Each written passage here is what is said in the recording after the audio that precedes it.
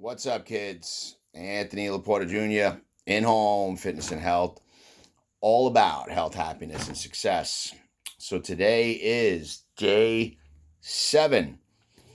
It is Wednesday, November 27th, one day prior to Thanksgiving. And 1 week ago today, at this exact time, I was in the post op recovery room and I was very emotional. Happy to be alive, happy to see my wife, grateful for such a talented surgeon, and just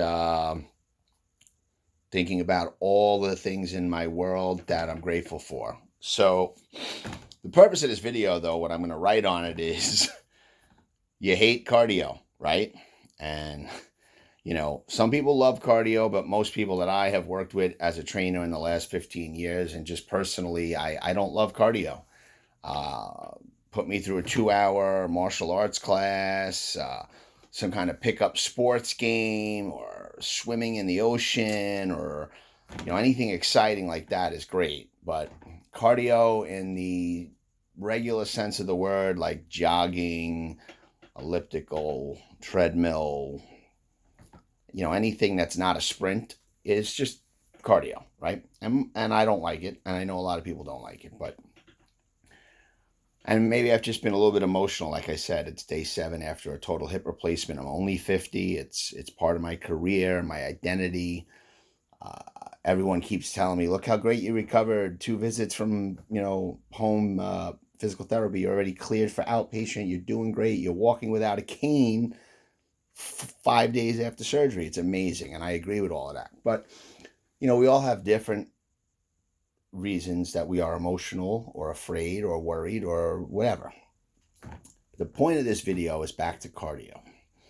And I'm going to tell you a story that actually took place in November.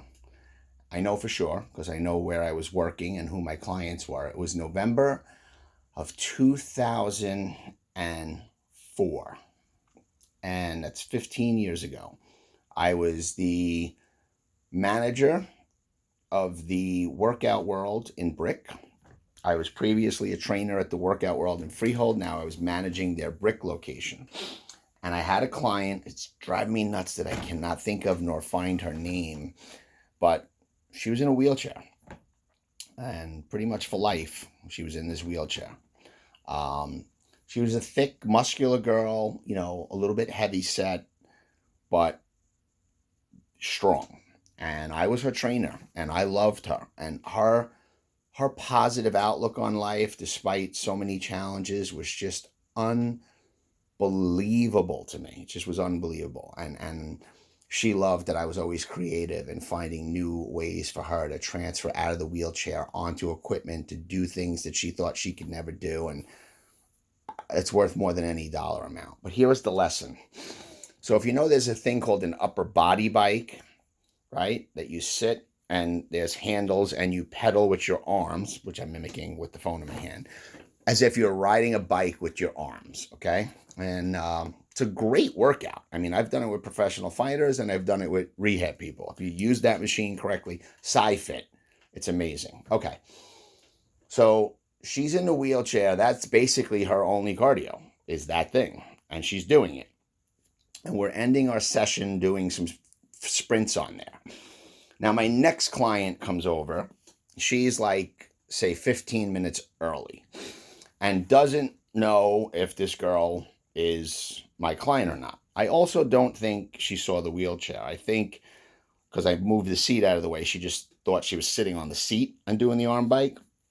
So my next client comes over, another woman, and she's about 40. My client was, I think, about 35. And the woman comes over. She's my next client. And she says, "Hey, Aunt, I'm a little bit early. I don't know if this is your client or if you want to start now." And I says, "Oh, no, this is my client. And, we finish at, 4.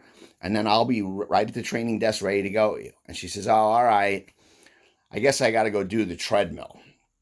And my client, who was doing the arm bike, just looked at her and non-confrontational, not mean, and not trying to woe is me, like none of that. She just looked at her and said to her, and again, my client says, "Okay, I guess I have to do the treadmill." And the client in the wheelchair looked at her and says, no, you get to do the treadmill.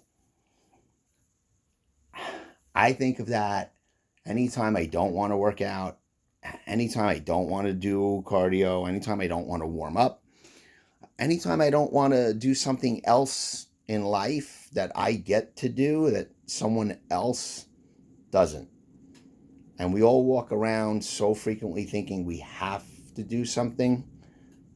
And if we just reframe that to the fact that we get to do it, life just becomes a little bit better. And more things actually get done. And you can experience more joy, and you can experience more get-tos and less have-tos. And that can help you be more healthy, happy, and successful. I hope this contributes to your health, happiness, and success. I hope you think of that story 15 years ago. I think of it at least once a month, and I always will. And if this brought you some value, click like, subscribe, share, comment, ask me questions. I'll be happy to contribute to your life. Have a great day.